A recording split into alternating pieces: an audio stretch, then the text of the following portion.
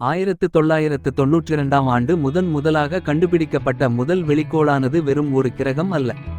அது PSRP 1257-12 அப்படிங்கிற Virgo கான்டலேசன்ல இருக்கிற தன்னோட டிராவகர் அப்படிங்கிற பல்சர் ஸ்டார் அப்படிங்கிற பல்சர் விண்மீனை சுத்தி வர்ற PSRP 1257-12 P அப்படின்னு பெயரிடப்பட்ட இந்த டிராக்கர் அப்படிங்கிறதும் PSRP 1257-12 C அப்படின்னு பெயரிடப்பட்ட இந்த போல்டர்ஜிஸ்ட் அப்படிங்கிறதும் PSRP 1257-12 T அப்படின்னு பெயரிடப்பட்ட இந்த ஃபோபெட்டார் அப்படிங்கிறதும் தான் முதலா கண்டறியப்பட்ட எக்ஸோ பிளானட்கள் மட்டுமில்லாம முதல் பலர்சர் கோள்களும் ஆகும்.